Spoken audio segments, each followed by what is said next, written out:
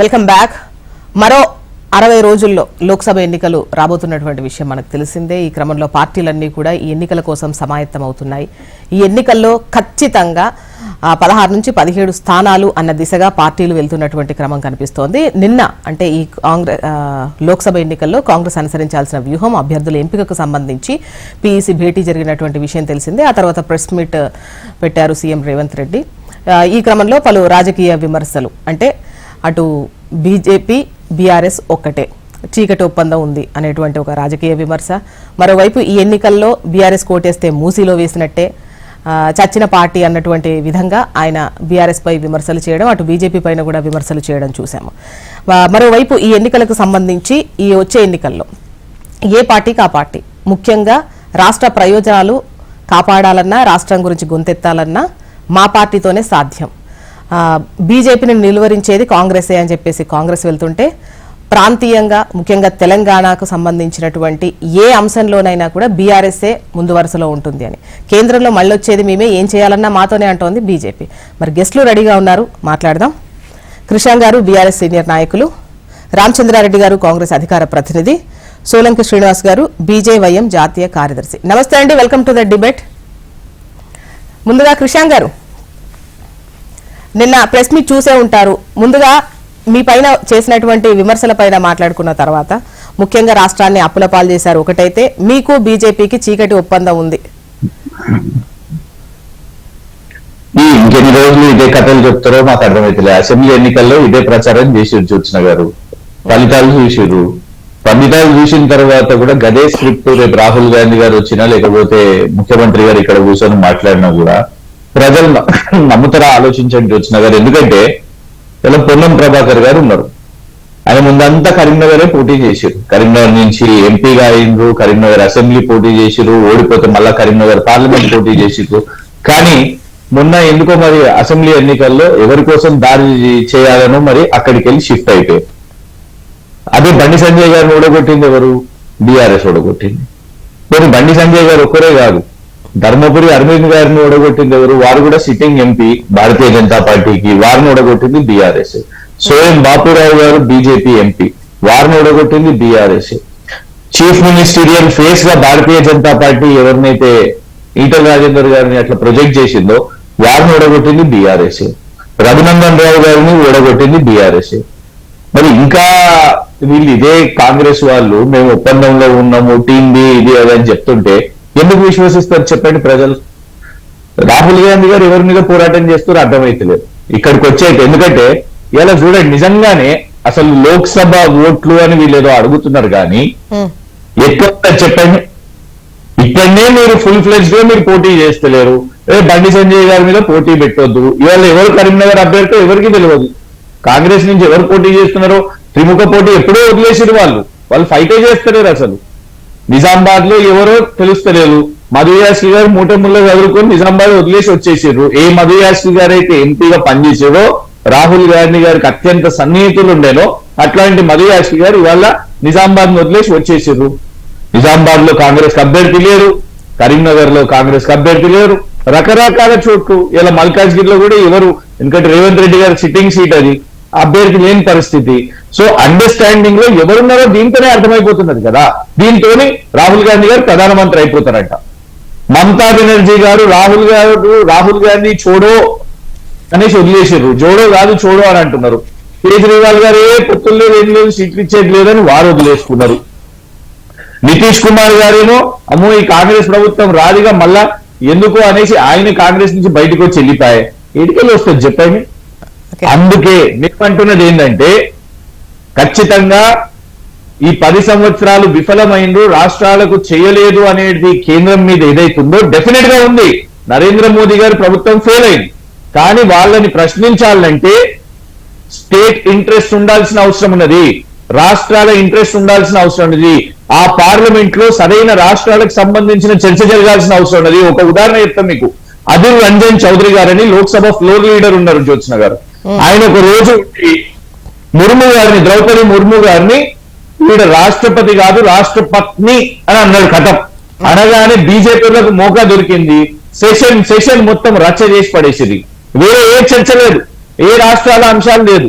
అంటే గిట్లుంటుంది చూడండి కాంగ్రెస్ బీజేపీ మధ్యలో ఒక కాంగ్రెస్ ఫ్లోర్ లీడర్ లోక్సభలో ఈ వ్యాఖ్య చేసేసరికి భారతీయ జనతా పార్టీ మొత్తం సెషన్ అంతా ఇట్లా చేసి అంటే మేము అనేది ఏంటంటే ఇవాళ ఉదాహరణకు నిన్న ఎందుకంటే మొన్నటి వరకు కాంగ్రెస్ వాళ్ళు ఏం చెప్పారు మీరు కూడా డిబేట్ పెట్టారు దాని మీద కేఆర్ఎండి విషయం మీద లేదు మేము ఒప్పుకోలేదు కాంగ్రెస్ ఒప్పుకోలేదు అని చెప్పారు ప్రభుత్వం ఒప్పుకోలేదు అని చెప్పారు నిన్న అఫీషియల్ లెటర్ కూడా బయటకు వచ్చింది కేఆర్ఎండి రిలీజ్ చేసింది నిన్న సమావేశం జరిగింది కదా జ్యోత్స్న గారు ఆల్రెడీ హ్యాండ్ ఓవర్ చేసుకునే దానికి ప్రక్రియ మొదలు పెడుతున్నారు వాళ్ళు ఓకే విషయం మీద ఒక్క మాటనన్నా మాట్లాడారు నిన్న రేవంత్ రెడ్డి గారు ప్రెస్ మీట్ లో రాష్ట్ర ప్రయోజనాల కోసం మాట్లాడుతుందట కాంగ్రెస్ ఓకే నిన్న కూడా రాజకీయాలే ఫక్తు రాజకీయాలే బీఆర్ఎస్ ని చంపే అధికారం గాని అంత సత్తా ఎవరికీ లేదు ఆ పవర్ ఉన్నది తెలంగాణ ప్రజల్లో లండన్ లో కూర్చొని రేవంత్ రెడ్డి గారు 100 మీటర్ల లోపల పాత్ర పెడతా అంటే తెలంగాణ ప్రజలు ఒప్పుకోరు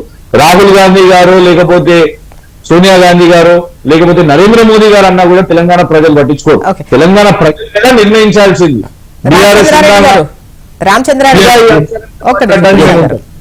రామచంద్రారెడ్డి గారు ఇప్పుడు అసెంబ్లీ ఎన్నికల్లో చూసుకున్న ఒక విధంగా బీజేపీ పట్ల విమర్శలు చేస్తున్నట్టు బీఆర్ఎస్ ఎక్కువగా కనిపిస్తోంది అండ్ మీరు అధికారం వచ్చిన తర్వాత కూడా నార్మల్ గా ఆ వైబ్స్ అనేవి అటు బీఆర్ఎస్ నుంచే కనిపిస్తున్నాయి కేవలం ఎన్నికల కోసమే ఈ వ్యాఖ్యలు చేస్తున్నారా ఈ విమర్శలు చేస్తున్నారా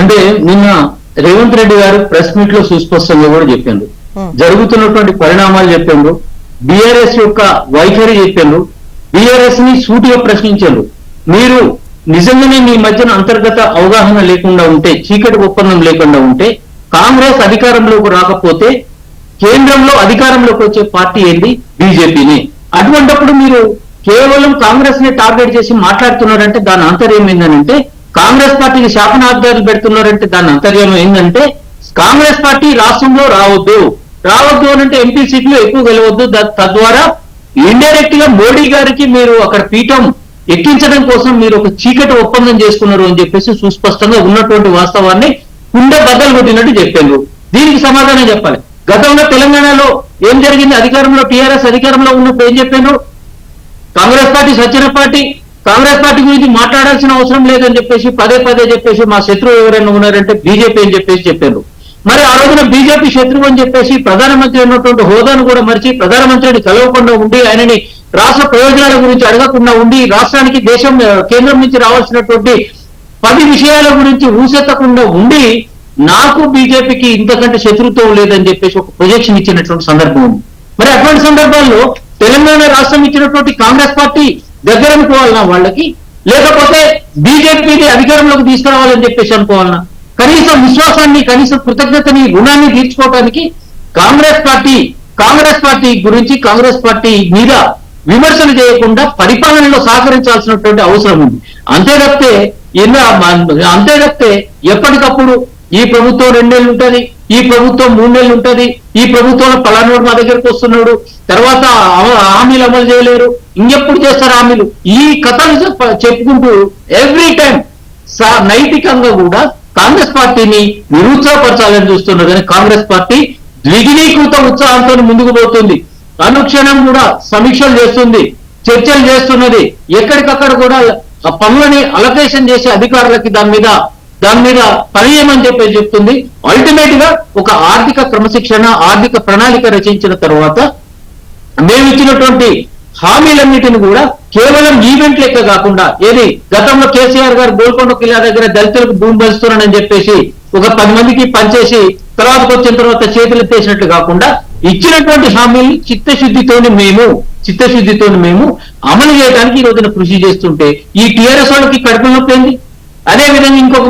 ప్రశ్న అడుగుతుంది ఇక్కడ టీఆర్ఎస్ వాళ్ళు గతంలో ప్రాంతీయ పార్టీల మీద జాతీయ పార్టీల యొక్క కేంద్ర పార్టీల యొక్క అధికారం ఏంది ఆధిపత్యం ఏంది అని అన్నారు దాని తర్వాత ఏం చేసిండ్రు ఇది టీఆర్ఎస్ కాదు బీఆర్ఎస్ అని చెప్పేసి అన్నారు మరి వీళ్ళు కేంద్రంలో జాతీయ పార్టీ అయితే మరి వీళ్ళకి మిగతా రాష్ట్రాల మీద వీళ్ళు పెత్తనం చెలాయించారా అదే విధంగా హైదరాబాద్ నుంచి వీళ్ళు పెత్తనం నడపరా వీళ్ళ యొక్క ద్వంద్వ వైఖరి ఇది ఇప్పటికైనా కానీ తెలంగాణ ప్రజలు మిమ్మల్ని తిరస్కరించారు ఏవగించుకున్నారు అసహించుకున్నారు ఇంట్లో కూర్చోబెట్టారు మిమ్మల్ని కాంగ్రెస్ పార్టీ అయినా కానీ ఒక ప్రతిపక్షంగా హక్కును చేర్చుకొని మీరు సలహాలు సూచనలు ఇవ్వండి మనం అందరం కలిసి కూడా తెలంగాణ రాష్ట్రాన్ని ప్రాపర్ గా పరిపాలిద్దామని చెప్పేసి మేము ఒక రిక్వెస్ట్ చేసినాం చేస్తున్నప్పుడు ప్రాపర్ గా చేసి అరే టిఆర్ఎస్ శబాష్ ప్రతిపక్షంగా ఉండి ఏమాత్రం బేజాలకపోకుండా సదుద్దేశంతో పాలక పక్షానికి సహకరిస్తున్నది అని చెప్పేసి ఒక పేరు తెచ్చుకుంటారా, లేకపోతే ఈ నిన్న రేవంత్ రెడ్డి గారు చెప్పినట్టు రేవంత్ అన్న చెప్పినట్లు కానీ రామచంద్రారెడ్డి గారు ఇప్పుడు ఇవాళ మనం పెట్టుకున్న డిబేట్ ముఖ్యంగా కాంగ్రెస్ చేసినటువంటి విమర్శల పైనే కదా. Yes that's what I'm telling. నేను అదే చెప్తున్నా. ఇప్పుడు నిన్న ఢిల్లీ శాపనార్థాలకు ఉట్టి తెగిపడుతుంది అని చెప్పేసి అన్నారు ముఖ్యమంత్రి గారు. అదే చెప్తున్నాం మేము. మీరు ఆడ ముసలి శాపనార్థాలు పెడుతుంటే ఉట్టి తెగిపడటం కాదు కదా, ప్రజలు మిమ్మల్ని అసహించుకుంటారు. మళ్ళీ ఎప్పుడు కూడా పరిపాలన వైపు అధికారం వైపు చూడకుండా మిమ్మల్ని అసహించుకుంటారు. తద్వారా మీరు బీజేపీకి లబ్ధి చేకూర్చడం కోసం రామచంద్రారెడ్డి గారు ఇప్పుడు కలిసి సహకరించి ముందుకెళ్ళాలి, ప్రతిపక్షం చక్కగా సహకరిస్తోంది, ఇలాంటి మంచి పేరు తెచ్చుకోవాలి అని అంటున్నారు. కానీ అంటే చేసేటువంటి విమర్శల్లో అటు బీజేపీ బీఆర్ఎస్ ఒక్కటే అనేటువంటిది అటు రెండు పార్టీల మీద వేస్తూనే, అంటే చేయాల్సినటువంటి అసలు ఏం లేదు, గత ప్రభుత్వం ఈ విధంగా చేసింది, డబ్బు లేదు, మొత్తం ఏం లేదు, గుల్ల చేసి వెళ్ళిపోయారు అన్నటువంటి చేస్తూనే మళ్ళీ తర్వాత సహకరించాలనేది ఎక్స్పెక్ట్ చేస్తున్నారా వాళ్ళ దగ్గర నుంచి మీరు? గారు వాస్తవాన్ని తెలంగాణ ప్రజలకు చెప్పాల్సిన అవసరం ఉంది. కాంగ్రెస్ పార్టీ అధికారంలోకి వచ్చిన తర్వాత విద్యుత్ శాఖ మీద సమీక్ష చేస్తే 75,000 కోట్ల రూపాయల అప్పు దిమ్మ తిరిగేటువంటి వాస్తవం బయటకు వచ్చింది. 75,000 కోట్లు ఎట్లొచ్చినాయి అని చెప్పేసి దానికి ఎవరైతే దిశానిర్దేశం చేసిండో ఆయన సమాధానం చెప్తురా అంటే నేను రానుకో అని చెప్పేసి ఆయన ఇంట్లో కూర్చున్నాడు. అదే విధంగా తర్వాతకు వచ్చేసరికి వాళ్ళు నిద్ర లేచి మేల్కొని ఇది శ్వేతపత్రం కాదు శ్వేతపత్రం అని చెప్పేసి వచ్చేసి వీళ్ళు ఏం చేసారు, తీసుకొచ్చేసి మేము ట్రాన్స్ఫార్మర్లకు ఇన్ని కోట్లు పెట్టినాం, ఇది చేసినాం అది చేసినాం పిట్ట కథలు చెప్తున్నాం. మేము అడిగిన అయ్యాలా మీరు పెట్టినటువంటి ఖర్చులలో ఏదైతే ఉందో మీరు యాదాద్రి థర్మల్ స్టేషన్ కి మెజార్టీ దాదాపు 80% డబ్బులు ఖర్చు చేసినప్పుడు ఏ స్టేజ్లు ఉందని చెప్పేసి ప్రశ్నించడం.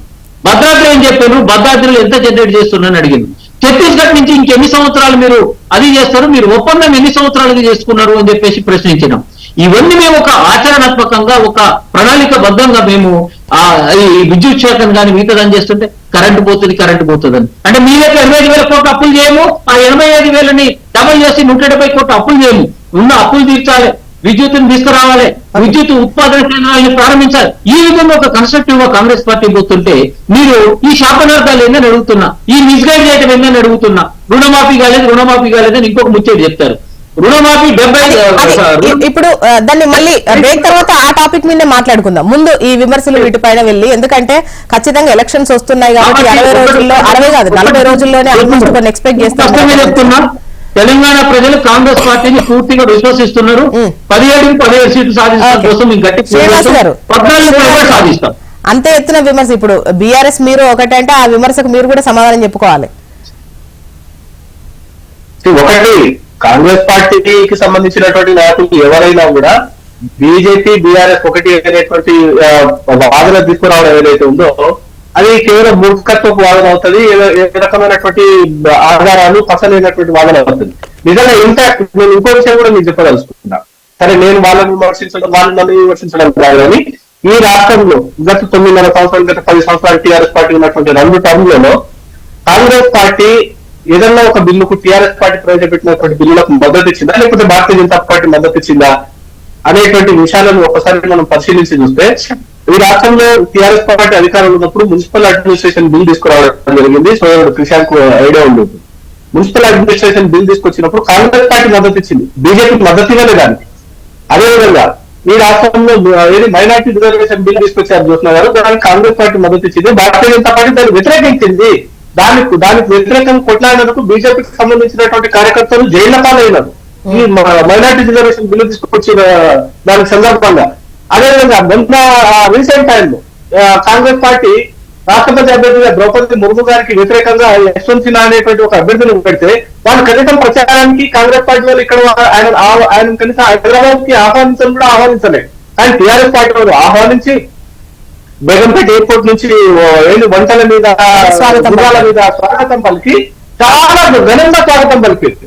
మరి ఇక్కడ టీఆర్ఎస్ పార్టీ కాంగ్రెస్ పార్టీ ఒకటే అని చెప్పొచ్చాం. మరి అంటే నేనేమంటానంటే నిజంగా మళ్ళీ ఇదే మాటలు నేను మాట్లాడితే మళ్ళీ రామచంద్ర రెడ్డి మాట్లాడతాడు. మీరు గతంలో వెంకయ్య నాయుడు గారు ఉపరాష్ట్రపతి ఉన్నప్పుడు, లేకపోతే రామ్నాథ్ కోవింద్ గారి రాష్ట్రపతి ఎన్నికలప్పుడు టీఆర్ఎస్ పార్టీ మద్దతు ఇచ్చింది కదా అని.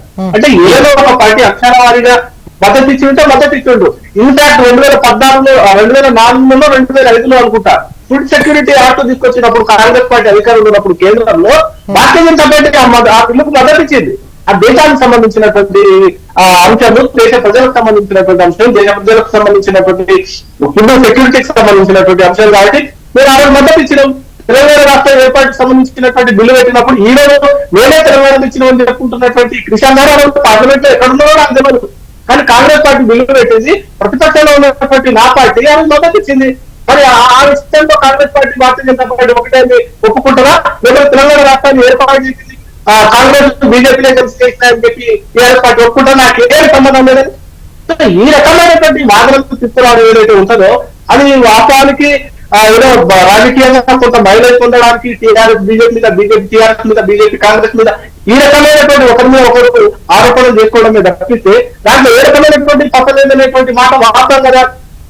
గత 9.5 సంవత్సరాలుగా టీఆర్ఎస్ పార్టీ చేసినటువంటి దౌర్జన్యాలు కావచ్చు, వాళ్ళు చేసినటువంటి దారుణాలు కావచ్చు, వాళ్ళు చేసినటువంటి అవినీతి కావచ్చు, వాళ్ళ యొక్క కుటుంబ పాలన కావచ్చు, వాళ్ళ యొక్క గుత్తాధిపత్యం కావచ్చు తెలంగాణ ప్రాంతం మీద దానికి వ్యతిరేకంగా కొట్లాడింది భారతీయ జనతా పార్టీ. కాంగ్రెస్ పార్టీకి వాస్తవానికి సరే ఏదైతే అదృష్టంగా వచ్చిందో లేకపోతే మా పార్టీలో జరిగినటువంటి కొన్ని పొరపాట్ల కారణంగానో కాంగ్రెస్ పార్టీలో అధికారంలోకి వచ్చింది. కానీ ఏ రకమైనటువంటి అవకాశం చివరాఖరి సరికి మరి బీజేపీ కాస్త తగ్గిందా లేదంటే సహకరించిందా అన్నటువంటి చర్చ నేను అనుకోలేదా. మా పార్టీలో జరిగినటువంటి కొన్ని పొరపాట్ల కారణంగా కాంగ్రెస్ పార్టీ అధికారంలోకి వచ్చింది. కానీ కాంగ్రెస్ పార్టీకి ఏమాత్రం అవకాశం లేకుండా కదా చూస్తున్నారు. గతంలో జరిగినటువంటి ఎన్నికలను తీసుకోండి, ఎన్నికల పరిధిని తీసుకోండి, దుబ్బాక తీసుకోండి, హుజరాబాద్ తీసుకోండి, జిహెచ్ఎంసీ తీసుకోండి, మొన్న జరిగినటువంటి టీచర్స్ ఎమ్మెల్సీలో ఏజెన్ రెడ్డి గారి తీసుకోండి. ఈ రకంగా తీసుకుంటే భారతీయ జనతా పార్టీ ఇక్కడ టీఆర్ఎస్ పార్టీకి ప్రత్యామ్నాయంగా ఉండే కాకపోతే దురదృష్టము కొన్ని రకాలైనటువంటి అంశాలు కొంత ప్రభావం చూపిస్తాయి. కొన్ని తాత్కాలికమైనటువంటి ఏమంటారు భావోద్వేగాలు అనేటువంటివి కొంత ఎన్నికలను డ్రైవ్ చేసినాయి కాంగ్రెస్ పార్టీ వైపుగా. కానీ కాంగ్రెస్ పార్టీ తెలంగాణ ప్రజలకు సంబంధించినటువంటి ఏ అంశం మీద కొట్లాడలేదు. బండి సంజయ్ గారు ఈ రాష్ట్రంలో బీజేపీ రాష్ట్ర అధ్యక్షుడిగా ఉన్నటువంటి సందర్భంలో అది విద్యార్థుల కోసం కావచ్చు, నిరుద్యోగుల కోసం కావచ్చు, ఈవెన్ టీచర్స్ వాళ్ళ యొక్క రెవెన్యూలకు సంబంధించిన జీవో తిరిగాంశం దానికి వ్యతిరేకంగా కొట్లాడింది బండి సంజయ్ కుమార్ గారు కొట్లాడారు. జైలుగానే బండి సంజయ్ కుమార్ గారు కాంగ్రెస్ పార్టీ ఎక్కడ కొట్లాడిందే చూస్తున్నారు. మీరు కూడా చూస్తూనే ఉన్నారు కదా. ఒక జర్నలిస్ట్ గా ఈ గత 10 సంవత్సరాలు ఏమంటారు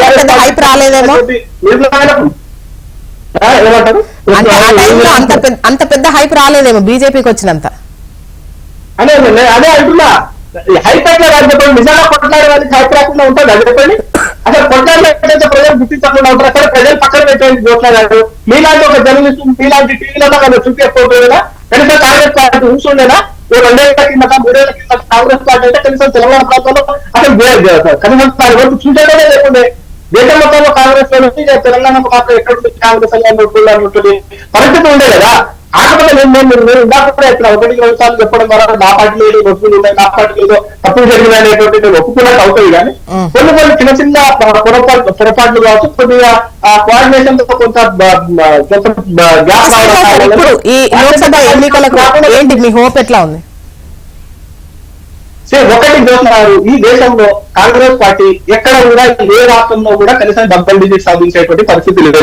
దానికి సింపుల్ ఎగ్జాంపుల్ చెప్తాను. నేను దాన్ని పెద్ద లేదా మనం ఎన్నికలు రాబోతున్నాయి కాబట్టి ఒకరి మీద ఒక విమర్శ తీసుకోవాలని ఒకరిని ఒక విమర్శ తీసుకోవాలనేటువంటి పక్కన పెట్టేస్తే ఒకటే ఒక ఎగ్జాంపుల్ చెప్తా.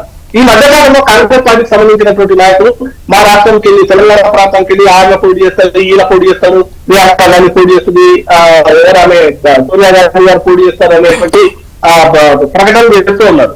ఒకటి 2019కి సంబంధించినటువంటి పార్లమెంట్ ఎన్నికల్లో అమేఠీలో రాహుల్ గాంధీ గారు ఓడిపోతారనేటువంటి విషయాన్ని వాళ్ళ పార్టీకి సంబంధించినటువంటి ఇంటర్నల్ సోర్స్ కావచ్చు, వాళ్ళకున్నటువంటి సర్వే ఏజెన్సీలు కావచ్చు, వాళ్ళ పార్టీకి సంబంధించినటువంటి కార్యకర్తల యొక్క అభిప్రాయాలను గమనించినటువంటి కాంగ్రెస్ పార్టీ రాహుల్ గాంధీని అమేఠీలో పోటీ చేస్తూనే మళ్ళా వాళ్ళకు ఓట్లు వస్తాయి, వాళ్ళు నిత్యం ఆ ఓట్ల మీద ఆధారపడతారు కదా, మైనారిటీ అప్పీల్మెంట్, ఇక వాళ్ళు ఏమంటారు నలుగురు నోట్లు పెట్టేటువంటి ఓట్లు దానికి ఆ ఓట్లు వస్తాయని చెప్పేసి వాయనాడులో పోటీ చేసి అక్కడ వెళ్ళడం జరిగింది. అమేఠీలో ఆ స్మృతి ఇరానీ గారు ఇచ్చినటువంటి దెబ్బకు అతను దిమ్మ విరిగిపోయింది.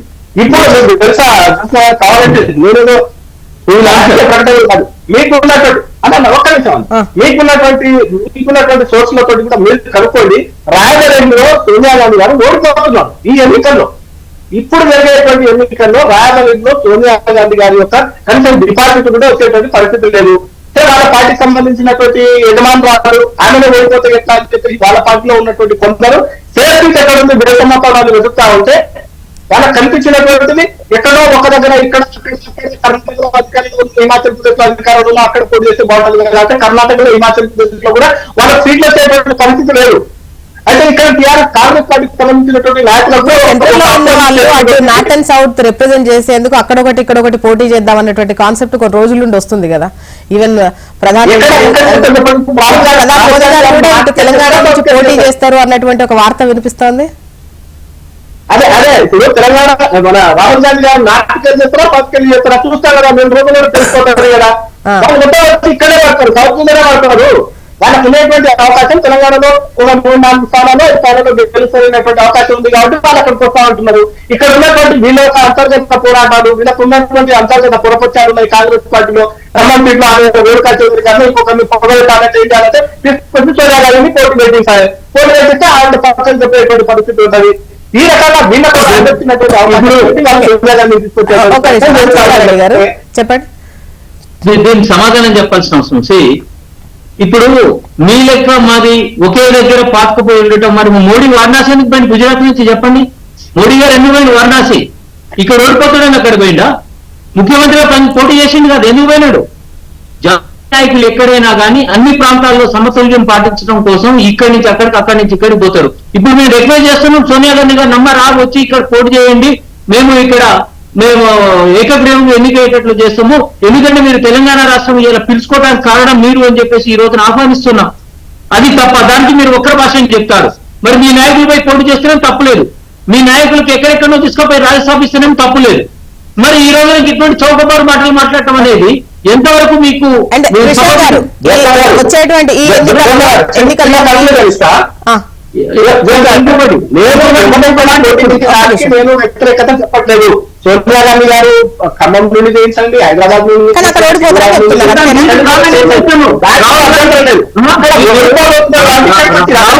అంతే, అంతకుమించి ఇంకేం లేదు. నేనేమంటే పోటీ చేసేదాన్ని లేదు, తప్పేం లేదు, నేను తప్పు పడట్లేదు. ఎక్కడి నుంచైనా పోటీ చేసుకోవచ్చు. లోక్సభ ఎన్నికలకు సంబంధించి కాంగ్రెస్ అండ్ బీజేపీ అయితే సెంట్రల్ లో సంయుక్త అంటే భాగస్వామ్య పక్షాలతో వస్తారా లేదా ఇండివిజువల్ గా వస్తారా? మొత్తానికి అయితే అటు బీజేపీ కాంగ్రెస్ అన్నటువంటి క్రమంలో వాళ్ళ వైపే మొగ్గు చూపించేటువంటి అవకాశం ఉంది. ఒకవైపు ఇక్కడ కాంగ్రెస్ ఉంది, సెంట్రల్ లో బీజేపీ ఉంది. సో బీఆర్ఎస్ కా స్కోప్ లేదు, అన్ని సీట్లు వచ్చేటువంటి అవకాశం లేదు అన్నటువంటి అంచనాతో రెండు పార్టీలు ఇప్పుడు చర్చలోనే మీరే విన్నారు, ఇద్దరు మాట్లాడింది మీరు విన్నారు. ఇప్పుడు చర్చ మొత్తం కూడా ఇక రాహుల్ గాంధీ, నరేంద్ర మోదీ రెండే కావాలి ఇక దేశంలో, ఇంకేది చర్చ ఉండొద్దు ఇక. అదే పార్లమెంట్ లో అంటే ఇదే చర్చకు ఉండాలి కావచ్చు. ఉదాహరణకు తీసుకోవాలనుకుంటే వైనాడు గురించి తీసుకోవాలి, లేకుంటే వారణాసి గురించి తీసుకోవాలి, కానీ మన తెలంగాణ అంశాలు ఏం మాట్లాడొద్దు ఇక. మనం కిషన్ రెడ్డి గారు తెలంగాణకి ఏం చేసిర్రు అనేది చర్చకు రావద్దు, బండి సంజయ్ గారు ఏం చేసిర్రు అనేది చర్చకు రావద్దు. సారీ, బండి సంజయ్ గారు చర్చల్లో మేము మొన్న లెక్క పెడితే బండి సంజయ్ గారు అంటే అసలు డిబేట్లు అవసరమే లేదు. ఉదాహరణ మొన్న మేము ఏం చేసినామంటే వినోద్ గారు దాదాపు 550 క్వశ్చన్స్ రేస్ చేసిర్రు పార్లమెంట్ లో, బండి సంజయ్ గారు కేవలం 47 క్వశ్చన్స్ మాత్రమే రేస్ చేసిర్రు పార్లమెంట్ లో వారి మొత్తం టర్మ్ లో అని మేము ఉదాహరణ చెప్తే డిబేట్లు అవసరం లేదు, ప్రశ్నలు అవసరం లేదు అనేది. మేము అనేది ఏంటంటే ఆ వాయిస్ ఖచ్చితంగా అవసరం. ఎందుకంటే కాంగ్రెస్ వాళ్ళు మాట్లాడారు చాలా, అంటే అబద్ధాలు ఇంకా ఆ సునీల్ కనుగోలు అనే వ్యక్తి ఎట్లా వీళ్ళకి నేర్పించారో ఆ ఆర్ట్ వీళ్ళు నేర్చుకున్నారు. వీళ్ళు ఏమనంటారు, యాదాద్రి ఏ స్టేజ్ వరకు వచ్చింది అనేది అంటున్నారు. మొన్న మేం కాదు, కాంగ్రెస్ ప్రభుత్వం వచ్చినాక 2 బొమ్మలు, ఇటు రేవంత్ రెడ్డి గారి బొమ్మ, ఇటు బట్టి గారి బొమ్మ పెట్టుకొని ఒక పుస్తకం రిలీజ్ చేశారు. అందులో ఉందండి విద్యుత్ విషయం మీద వీళ్ళు రిలీజ్ చేసిన రిపోర్ట్ లోనే జనవరి 2024లో కమిషన్ అవుతుంది యాదాద్రి అని ఉన్నది. వాస్తవం కాదా? అది మీకు తెలియదా? ఉల్టా మీకు ప్రచారం చేసేది యాదాద్రి ఎప్పుడైతుంది అని. దాన్ని పూర్తి చేసింది మేము. ఈ 2 నెలల్లోనే మీరు పూర్తి చేసినట్టు అయిపోతుందా? 2 నెలల్లో రాగానే డిసెంబర్ జనవరిలో చేసినట్టు అయిపోతుందా? ఇంకోటి ఏమంటారు, ఎన్ని రోజులు అని అడుగుతున్నారు అని. ఎందుకు అడగొద్దండి? ఒకటే చెప్తాను నేను ఉదాహరణ మీకు. ఇవాళ ముఖ్యమంత్రిగా ఉన్న వ్యక్తి మొదటి సంవత్సరంలోనే కేసీఆర్ గారి ప్రభుత్వాన్ని పడగొట్టాలి అనే ప్రయత్నం చేసిన వ్యక్తి కాదా? ఇచ్చిర్రా మీరు కేసీఆర్ గారికి సమయం? ఆనాడు కేసీఆర్ గారికి ఎమ్మెల్యేలు బార్డర్ లో 63 ఉంటే ఎమ్మెల్యేలను కొనుగోలు చేయాలనుకున్న వ్యక్తినే కాదా? మీరా మాకు నీతులు చెప్పేది?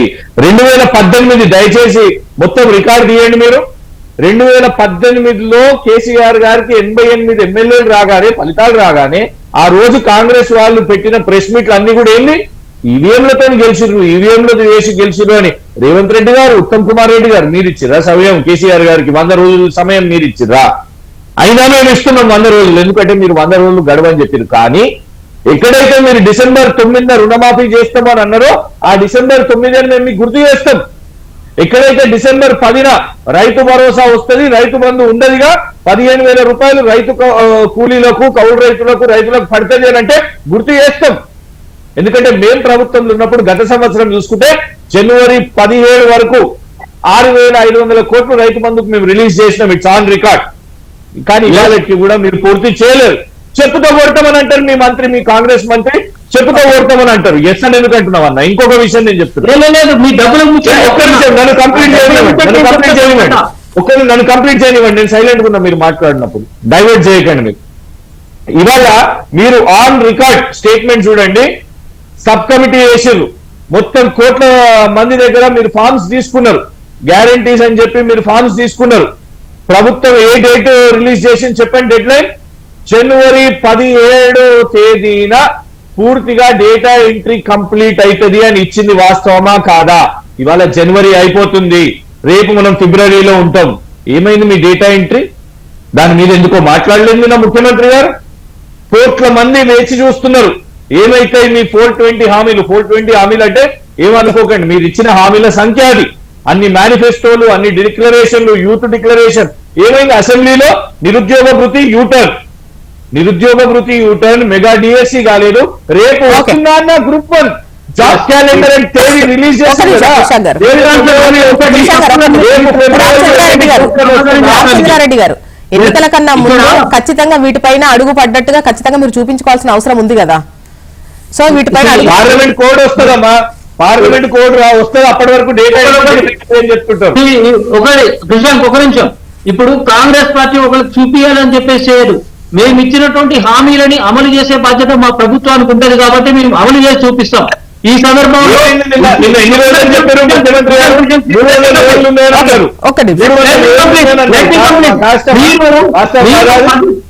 ఒకటి ఇక్కడ ఒక్కొక్క అంశాల వారిగా చేస్తా, ఎందుకంటే అనేక అంశాలు ఎన్నికల ముందు 300 రోజులంట. అట్లాగే ఒక్క సెకండ్, నిన్న రేవంత్ గారు ఏమన్నారు? ఎన్నికల ముందేమో 100 రోజులు ప్రచారం, ఎన్నికలు అయిపోయినాక నిన్ననేమో 300 రోజుల. ఎట్లా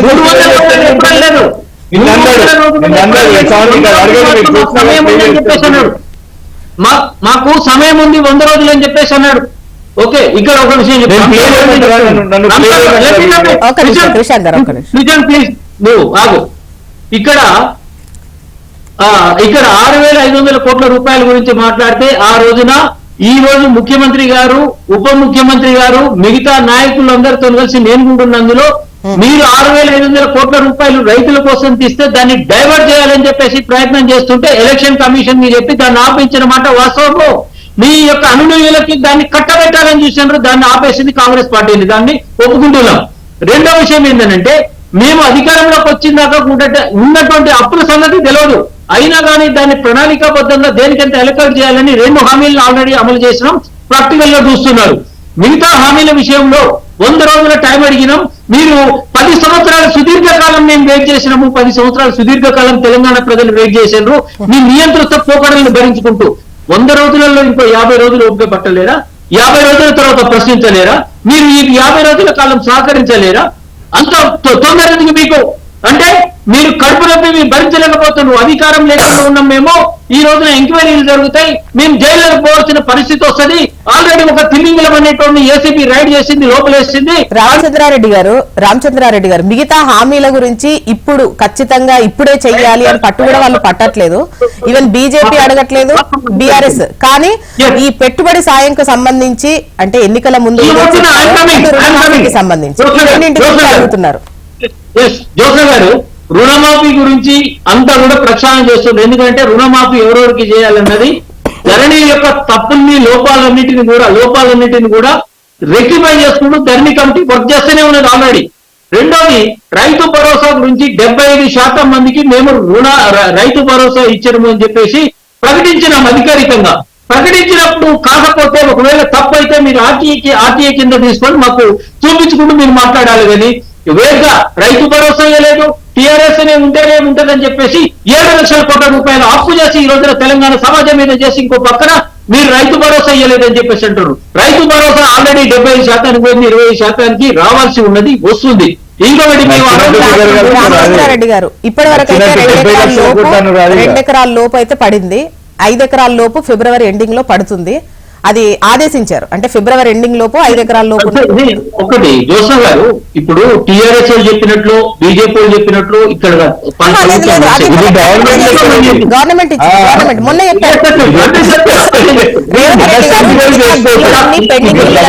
పెట్టేసేయండి, భరోసా ఇవ్వండి అని చెప్పారు. రేవంత్ అనే చెప్పి ఉండొచ్చు, ముఖ్యమంత్రి గారు చెప్పి ఉండొచ్చు. నేనేమంటున్నానంటే ఆయన చెప్పడానికి కూడా ఉద్దేశం ఏంటంటే గతంలో ఉన్నటువంటి లోపాలన్నిటిని కూడా సరిదిద్దుకుంటూ ముందుకు పోతున్నటువంటి క్రమంలో అందరికీ కూడా సక్రమంగా డబ్బులు పడాలి.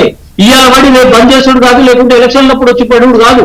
కాబట్టి ఆల్రెడీ మనము ఈ విధంగా ఇంకొకటి గతంలో మేము చెప్పాను, సకల జనులు సర్వే దుబాయ్లో ఉన్నా రావాల్సిందే, లేకుంటే తెలంగాణలో సత్యన ఎక్తేనని చెప్పేసి అయ్యా ప్రకటించి దేశంలో ఉన్నటువంటి ప్రజల్ని తీసుకొచ్చేసి తెలంగాణ రాష్ట్రంలో ఒక రోజునే ఒకే దినంలో సకల జనుల సర్వే అన్నాడు. ఏం చేసిందండి? తీసుకుపోయి కోల్డ్ స్టోర్ ఎదురుపడేసారు.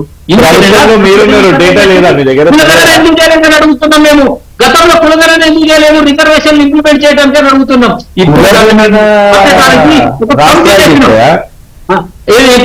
కొత్తగా ఒక్క నిమిషం ఇక్కడ మనం మాట్లాడదాం. అసలు జనగణన ఎవరు చేపట్టాలి? కేంద్ర ప్రభుత్వం చేపట్టాలి. ఎవ్రీ 10 years 11 years కి చేయాలి. సరే కోవిడ్ అని వాళ్ళకు కారణం చెప్పారు.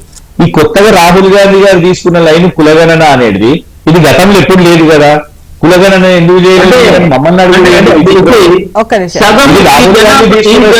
రాహుల్ గాంధీ నడిపిస్తుండ ఈ ప్రభుత్వాన్ని. రాహుల్ గాంధీ గారు గారు ఇక్కడ ఒకటి మీరు చేయాలనుకుంటే చేయండి. ప్రభుత్వం చేయాలి, పాపులేషన్ ప్రభుత్వం యొక్క వైఖరి పార్టీ యొక్క విధానంతో కూడా ఉంటుంది డెఫినెట్ గా. ఎందుకంటే పార్టీ నేను ఒక క్వశ్చన్ అడుగుతున్నాను. 2020 ఒకటే చిన్న క్వశ్చన్ 5 సెకండ్. 2020 కంటే ముందు అంటే మేము ప్రభుత్వం ఉండకంటే ముందు ఏ రాష్ట్రంలో కాంగ్రెస్ ప్రభుత్వం కులగణన చేసిందో నాకు చెప్పండి. ఏ రాష్ట్ర ప్రభుత్వం చేసిందో నాకు చెప్పండి. కంప్లీట్ చేసిందో ఇక తెలంగాణ ఏ రాష్ట్రంలో బీసీలకి 50% రిజర్వేషన్ ఇవ్వాలని చెప్పేసి డిమాండ్ వస్తున్నది. ఇంకా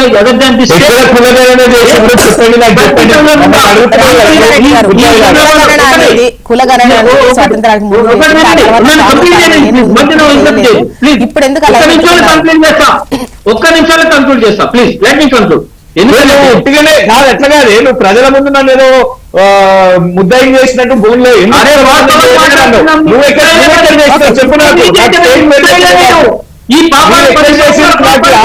రాదు. ఏ రాష్ట్రంలో చేసినా నాకు చెప్పండి. 10 సంవత్సరాల పాపాన్ని రూపాయల అప్పు చేసి ఎక్కడ వేసిన గొంగలకు. ఒకటి జోష్ణ గారు నేను కంప్లీట్ చేయండి. ఒక్క నిమిషం కంప్లీట్ చేయండి. ఇంకొకటి ఈ రోజున బీజేపీ గురించి మాట్లాడితే కేంద్రంలో వ్యవసాయ చట్టాలని 16 నెలల యొక్క సుదీర్ఘ కాలాన్ని వేస్ట్ చేయించేసి మళ్ళీ యూటర్న్ తీసుకున్నారు.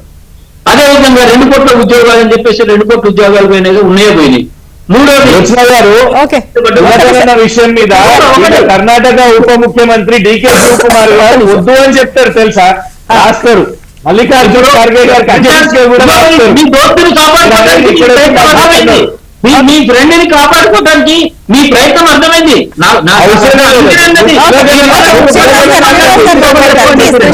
రామచంద్రారెడ్డి గారు ఒక్క నిమిషం. శ్రీనివాస్ గారు నన్ను చెప్పనీయకుండా మీరు మాట్లాడారండి. మీరు మొత్తం చెప్పారు. బీజేపీ గురించి చెప్పాలి. చెప్తారా? 1 నిమిషాలు కంప్లీట్ చేస్తానండి. మీ టైం ఇవ్వాలి. అయితే వినండి. 16 నెలల సుదీర్ఘ కాలం రైతులని అరగోస పెట్టారు. తర్వాత 2 కోట్ల ఉద్యోగాలన్నారు, చేతులెత్తేసారు. తర్వాత 100 లక్షల కోట్ల అప్లికేషన్ అని చెప్పేసి నిన్న మా ప్రెస్ మీట్ లో ముఖ్యమంత్రి గారు క్లియర్ గా చెప్పిండ్రు.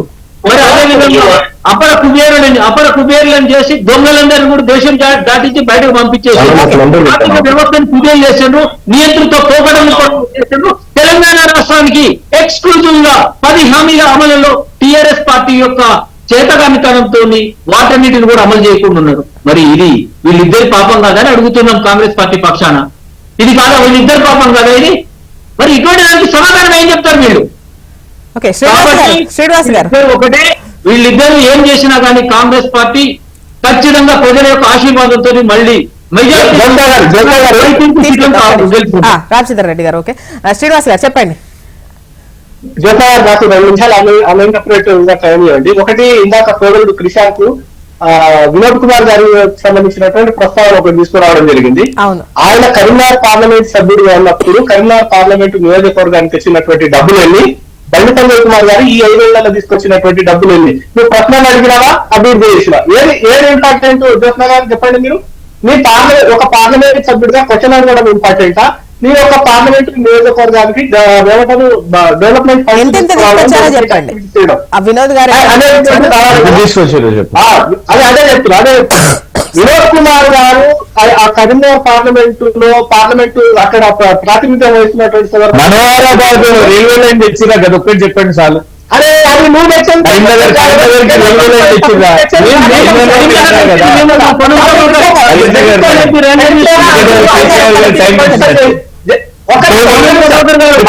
వినోద్ కుమార్ గారు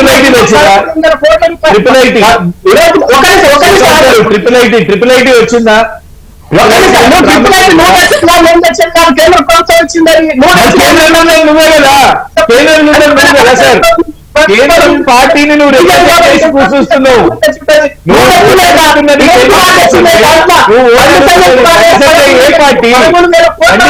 ఏ పార్టీ చెప్పండి. శ్రీనివాస్ గారు ఏదైనా కూడా ఇప్పుడు రాష్ట్రానికి ప్రయోజనాలు చేకూరాలంటే నెక్స్ట్ అధికారం వచ్చేది మాదే అనో, లేదంటే సెంట్రల్ లో ఉంది మేమే అనో. ఇప్పుడు రాష్ట్రానికి సంబంధించి ఎక్కడైనా కూడా అధికార పక్షానికి సంబంధించి ఏ పార్టీ ఉన్నదనేదే లైన్. నేను ఒక విషయం చెప్తున్నా. నేను ఇప్పుడు వినోద్ కుమార్ గారు ఉన్నప్పుడు తెచ్చినటువంటి పెన్షన్ వాళ్ళు చెప్పమనండి. బండి సంజయ్ కుమార్ వచ్చినారండి. వినోద్ కుమార్ గారు అసలు దీనపల్లి అనే మండలాన్ని అడాప్ట్ చేస్తున్నాం, దాన్ని డెవలప్ చేస్తున్నాం. కనీసం ఏ విలేజ్ ని మీరు తప్పుకోవాలని మాట్లాడినప్పుడు చెప్తున్నాం. వినోద్ కుమార్ కరీంనగర్ పార్లమెంట్ వినోద్ కుమార్ శూన్యము పెద్ద గుండుతుందా నీ ఒక కుటుంబ సభ్యుడైనా కూడా బండకి కొట్టి బండి సంజయ్ గెలిపించారు. అందుకే బండి సంజయ్ 11,000 కోట్ల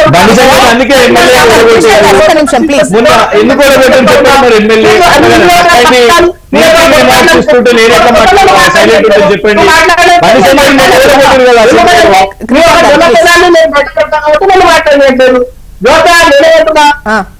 బండి సంజయ్ కుమార్ గారు కరీంనగర్ పార్లమెంట్ కి 11,000 కోట్ల రూపాయల పైన తీసుకొచ్చి అక్కడ ఉన్నటువంటి హైవేలు కావచ్చు, ఆర్ఓబీలు కావచ్చు, ఆర్ఈపీలు కావచ్చు నిర్మించినటువంటి మాట వాస్తవం. అది మీరు నేను మాట్లాడుకుంటే కాదు కరీంనగర్ లో ఈరోజు వెళ్తే ఇంట్లో దొరుకుతుంది.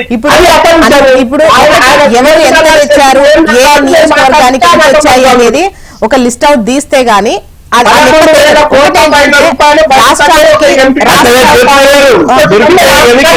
వీళ్ళు వేసే రోడ్లు కూడా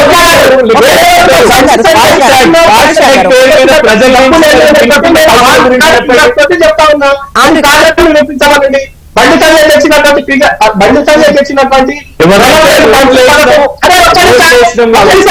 పేరు మీద కదా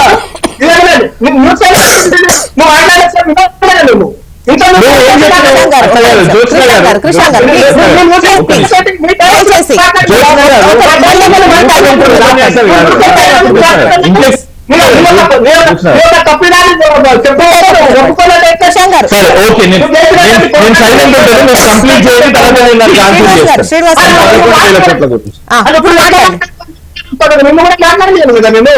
నువ్వే రాదు కదా, నువ్వు చదువుకున్నట్టున్నా నేను కూడా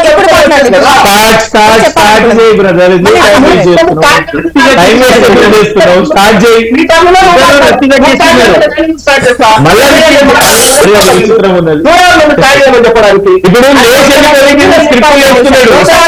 అంటే కరీంనగర్ పార్లమెంటరీ నియోజకవర్గానికి బండి సంజయ్ కుమార్ గారు 11,000 కోట్ల పైన డబ్బులు తెచ్చిందని నేను చెప్తాను.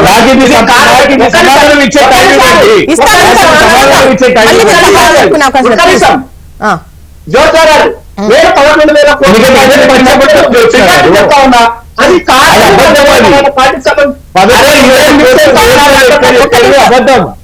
కృష్ణ గారు ఈ ఇంత న్యూసెన్స్ అయితే నాకు అర్థం కాదు. ఇంకా న్యూసెన్స్ అనిపిస్తుంది.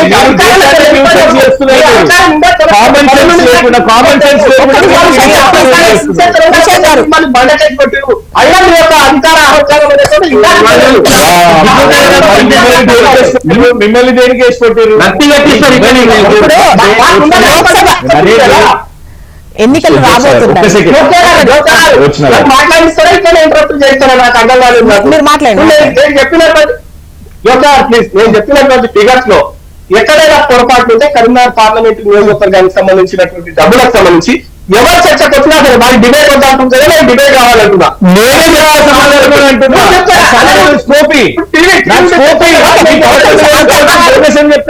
ఇప్పుడు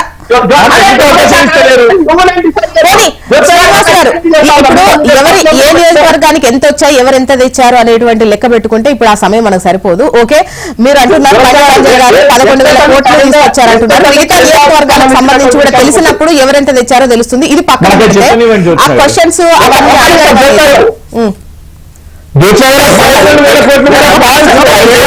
ప్రజల్లోకి అది ప్రజల్లోకి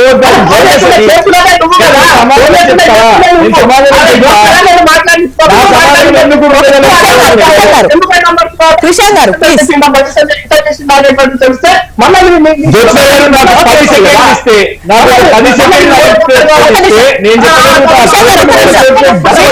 కంప్లీట్ చేయండి.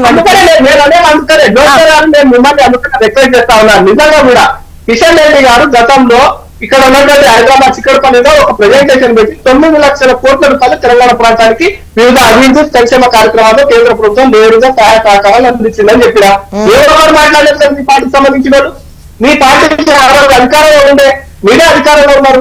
ఏ ఒక మంత్రి, ఒక ముఖ్యమంత్రి, ఒక ఎమ్మెల్యేనో లేకపోతే ఈవెన్ క్రిషాంత్ లాంటి వాళ్ళు ఎవరు కూడా దాన్ని ఖండించలేదు.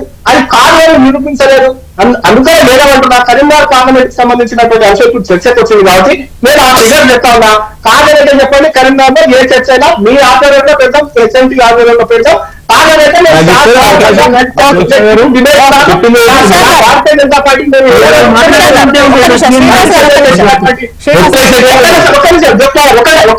ఒక్కటే నిమిషం బండి సంజయ్ కుమార్ గారు చేసినటువంటి అభివృద్ధి మీద మేము రాజకీయాలకు రాను, మీ టీవీ వ్యక్తి రాను నమ్మరు.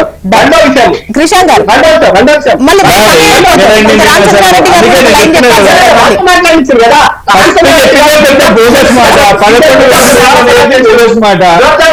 రామచంద్రారెడ్డి గారు బీజేపీ మీద కొన్ని ఆరోపణలు చేసి కులగణన చేశారు.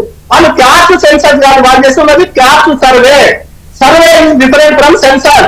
వాళ్ళు క్యాస్ట్ సెన్సార్ చెయ్యట్లేదు. వాళ్ళు క్యాస్ట్ సర్వే మొన్నటి వరకు బిహార్ అధికారంలో ఉన్నారు. బిహార్ అధికారంలో ఉన్నటువంటి సందర్భంగా వాళ్ళు కులగణన చేసేవాళ్ళు, సర్వే చేసినారు. దాని రిపోర్ట్ బయట పెట్టి 5 రోజుల తర్వాత అధికారంలో ఉన్న రోజు 36% బీసీలు ఉన్నారని చెప్పారు.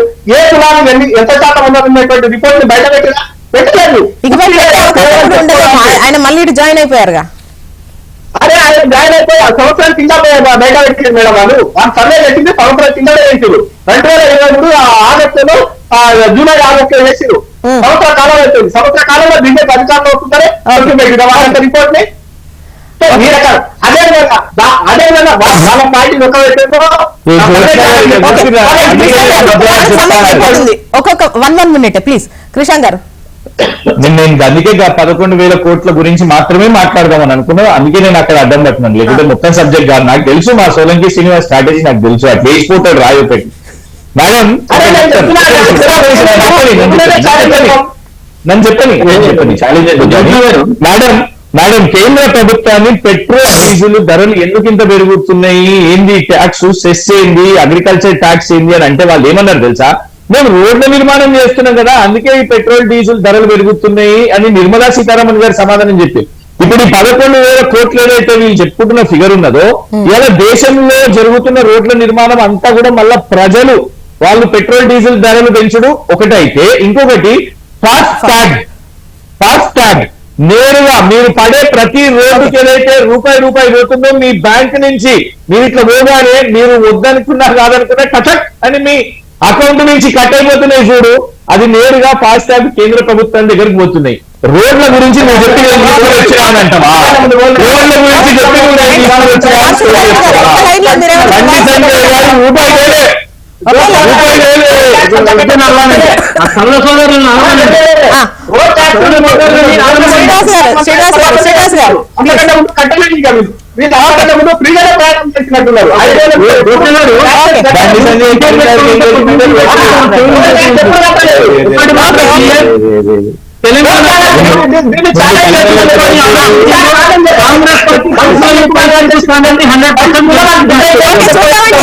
ఇప్పుడు ఈ ఎన్నికల్లో ఎవరి పర్ఫార్మెన్స్ ఎట్లుంటుందో తెలుస్తుంది. And thank you so much discussion లో పార్టిసిపేట్ చేసినందుకు కృష్ణ గారు, రామచంద్రారెడ్డి గారు, శ్రీనివాస్ గారు, థ్యాంక్ యూ అండి. ఇది వాళ్ళ న్యూస్ అనాలిసిస్. చూస్తూనే ఉండండి హెచ్ఎం టీవీ, వార్త ఆగదు.